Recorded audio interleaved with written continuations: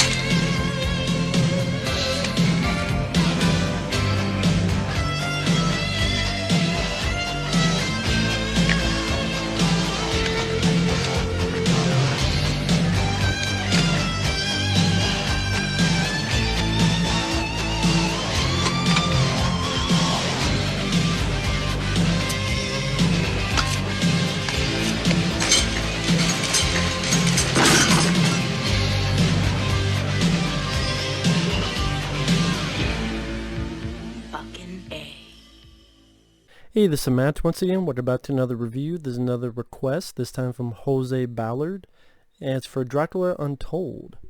Now, like I said, if you're interested in requesting any type of reviews, topics, reactions, pretty much any type of video, honestly, feel free to request it either directly to my PayPal or join my Patreon. Both links are down below in the info box. Now, the film today, Dracula Untold, from what I understand, either initially or ultimately it became an idea to create this monster universe for Universal. Now again, I don't know if they started off with that plan or during the making of it or when it was finished they said, let's make it so, let's create this new universe, because all these other fucking things have universes. Marvel universe, DC, cinematic universe. With all these monsters, let's create our own fucking universe, the Dark Universe. And if that's the case, that means it's twice they failed. This, which didn't do anything, and then The Mummy with Tom Cruise, which didn't do anything. Although, to be fair, I do think this movie is a better movie than The Mummy. And this wasn't a movie that I hated, and it wasn't a movie I loved. Like, it was a movie that I'm almost indifferent on. Like, it's not a movie that, oh man, I wish they made a sequel, and wow, this is a strong entry for a cinematic universe. But at the same time, like, to me, The Mummy was a big misfire, considering the people involved. Here, Luke Evans is the star. I actually didn't mind him in the lead role. I actually don't mind the idea of turning Dracula into a good guy, or at least an anti-hero. Yes, of course, historically, no, Vlad the Impaler was not a nice guy. You don't get called the Impaler, well, unless it's a porn, but if you're in the Impaler of porn, then maybe you're a nice guy, maybe. But, Vlad the Impaler was not known as a nice fucking gentleman, okay? But they said, you know what if we switch it up, and I can understand why people be like, what the fuck? Because I'm guarantee I've done that before. Like, what the fuck? You doing this? Why are you doing that? It'd be like, okay, in my instance, what if they did a Nightmare on Elm Street movie and Freddy Krueger was the good guy? I'd be like, what the fuck? Why are you turning Freddy Krueger into a good guy? Maybe that's what people thought, like, why are you turning Vlad the Impaler, like, Dracula a good guy? Anti-hero? What the fuck? But again, maybe that just constitutes with different generations. Because while I liked Dracula Bela Lugosi and some other stuff featuring Dracula, I didn't grow up with it compared to Freddy Krueger. Although, if someone told me you made a movie where Jason Voorhees, but like if you did a reboot, Jason Voorhees was a good guy, I'd see that movie. Do another reboot, Friday the 13th, but this time Jason's the good guy. Hockey mask, doing all this stuff he can, but to like killers and rapists and drug dealers and gang members, I'll see that fucking movie. So that's the other side. So I guess it just depends on your own personal taste, your own personal point of view. But I didn't mind the idea of, okay, Vlad the Impaler, he did what he did in war, but he believes in his kingdom, he loves his wife, he loves his kid, he wants to protect his people. And granted, if you take out the Dracula portion of it, this does seem like a story you've seen many times before, where a guy wants to protect his people, there's this army coming, he's got to make a deal with the devil. I mean, that's, if you take out the wife and kid thing, that's almost the Scorpion King. If you think about it, remember The Mummy Returns, where he made it, did he make a deal with the devil in order to wipe out, though ultimately he got fucked over because of that. But I mean, you've seen it in other stuff too, where again, a guy makes a deal with the devil. Even Ghost Rider, I mean, it's not the same plot, but Ghost Rider made, technically he didn't make the deal with the devil, but he kind of did. Not really. Anyway, that's another tangent. But at the same time, okay, within the story, this emissary says they want an additional tribute of 1,000 boys to be fought. No, that's a different movie. To be trained to fuck. No, that's a different movie. They want 1,000 boys, so maybe, I don't know, there are 1,000 pedophiles there. I don't know. I don't know how the Turks were back then. No disrespect to Turks. And he's supposed to give his son up to the bad guys as a sort of way to keep the truce.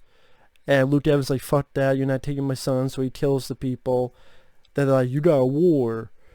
And he's like, fuck that, I know what I could do. Earlier in the film, I was in this cave where some people died, and there's this creature I come to know as a vampire, and it's played by Charles Dance. My sweet brother Nomsey. My sweet brother Nomsey is here. We must be flawed. Must be parched. I see you busy right now. Come back another time. So it was cool to see Charles Dance in there. And he's a vampire. He says, okay, drink this. You have 3 days of vampire power. And if you feed within those 3 days, you'll be a vampire forever. If you don't, you'll be back to normal. And he said, okay. Taste the shit, Lost Boy style. Don't hear any cry, little sister. Instead, he goes in and literally defeats an entire army by himself, which was kind of a cool scene. Because that's a scene I kind of wanted, where you got one guy literally takes on an army by himself.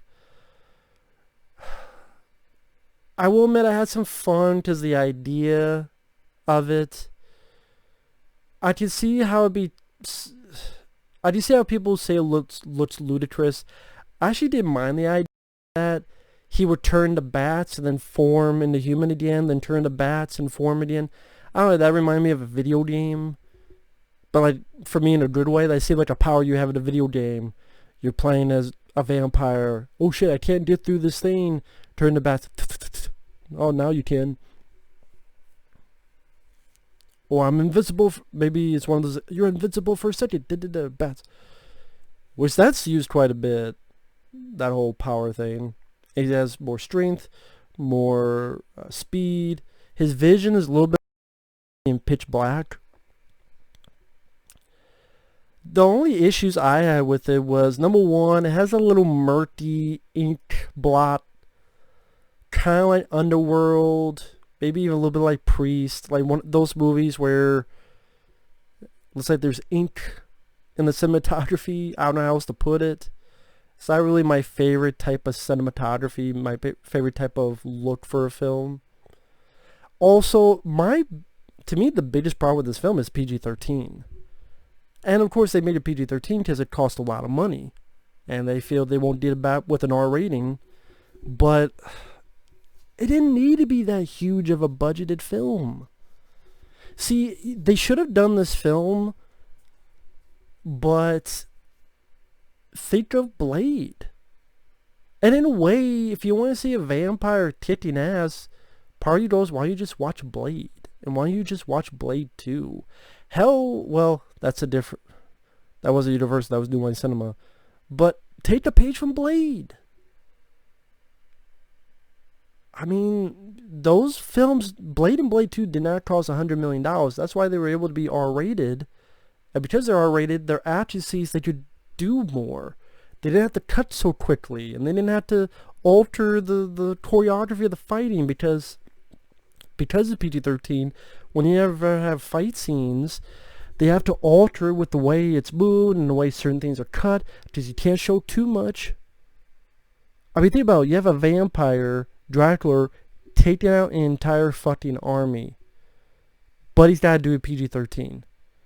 While he's stabbing people and biting people and bats, him turning to bats, they're killing people, stabbing.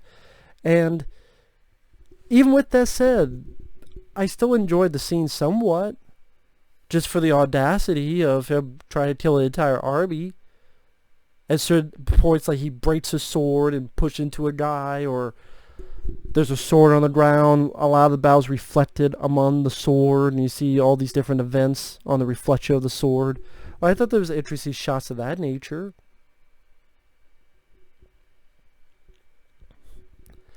But sadly, that was almost the middle of the film, and I would say that's the best part of the movie.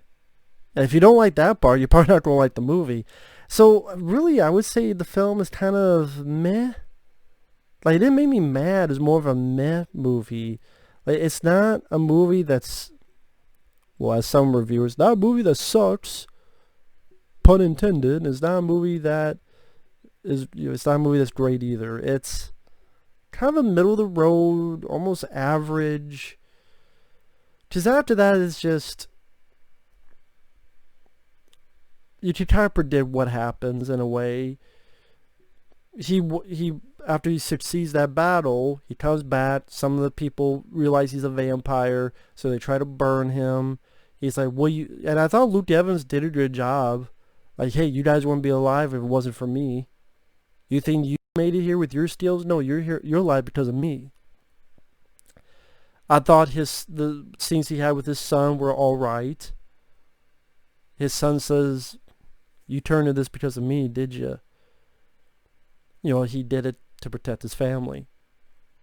You know, the kid wasn't annoying or irritating as fuck, which is praise to fucking, as I bounce my fucking theme of excitement.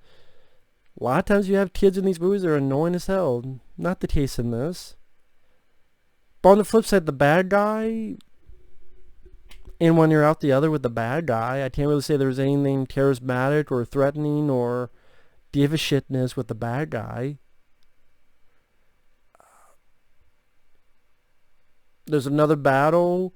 Pretty much he does the thunderstruck with bats. He's like a million bats. There's like a thunderstruck. While he's doing that, some people have snuck behind, which you would think there'd be at least some soldiers there, but apparently those soldiers worked with Luke Evans ain't worth shit. Because they all get fucked up. So those soldiers ain't worth shit. Just some stuck in the bat and kills some of the people. He tries to rush to save his lady. She dies, but dying. Wants him to suck her blood so that they'd go save her son. I guess I don't get the idea, though, afterward as to why. I guess I really don't get the idea afterward, though, of why he turns the others into vampires. I guess the people who are dying, maybe gives them a choice, but there's other survivors, he like turns them into vampires. I don't really get why. That seems kind of counterintuitive. Like, you did all this to save your people, now you're going to turn the rest of them into vampires. I might have missed something, so don't hold that against me. I might have missed something. And that's what I mean, like, that battle was kind of fun, although hampered by PG-13.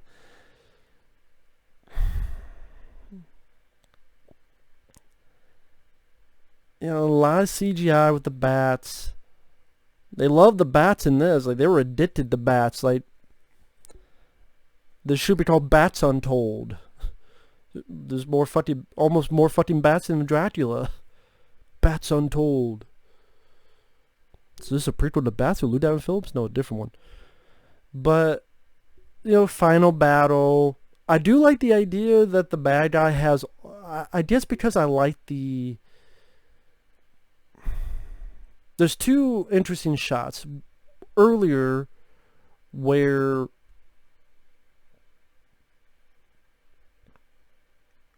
Well, I try to see which comes first.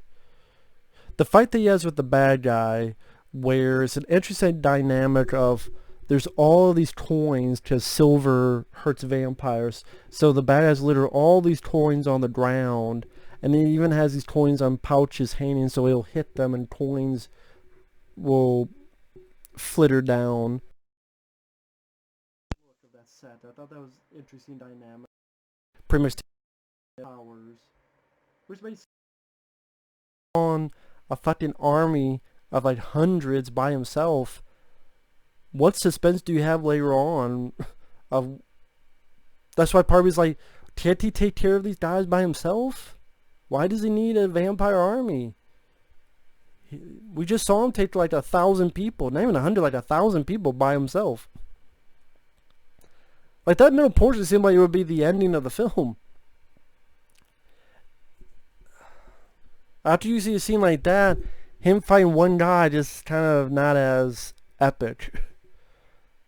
But yeah, I like the interesting way they set the environment in that scene up. And then the other bit is when, of course, the other vampires start turning on him because they want his boy and he wants to protect his boy. There's one that he impales. I thought it was an interesting shot because when the vampire gets impaled, it looks as if there's these like mini explosions. You know, as he kind of dissolves. But it looked like these like mini explosions peppering his body. I thought that was an interesting idea. I've never really seen it quite like that before. It's just a little thing I liked. And yeah, I like the idea. Is the last scene was this might have been, I don't know if this was shot after the fact to try to lead him more into a modern dark universe, but it's modern time. He meets another girl who looks a lot like his wife back in the day. Meanwhile, Charles Day's a vampire who's much more healthy looking. He's like, let the games begin. So that's supposed to lead to a sequel, which never happened. And I can see why. I don't hate the film. I just, because I've seen so much worse movies, that I'm kind of watching this, and it's kind of just, I don't mind Luke Evans. It's only 95 minutes long, so it didn't overstay into a 2:15, 2.5 hour movie. I don't mind the idea of an anti-hero Dracula. Some people may be like, what the fuck? I do think it was a mistake having a PG-13. You didn't need you didn't need such a big budget movie for this. Okay, maybe tone down all the fucking CG bats. This movie did not, I mean, it's almost as if, I think someone said best, someone was really inspired by Game of Thrones, so take Game of Thrones and throw a bit of Dracula into there. But even, you know, I'm a noob when it comes to Game of Thrones, but even I know Game of Thrones is rated R. So even that comparison falters when I do think that would have helped. Also, maybe a bit more work on the script, or like a stronger villain would have been nice, or maybe more, oh, I didn't see that coming moments, so it wasn't too predictable. I guess I guess if you're into, I mean, I like Blade and Blade 2 are better than this. Sadly, I mean, this didn't make me as bad as Blade Trinity.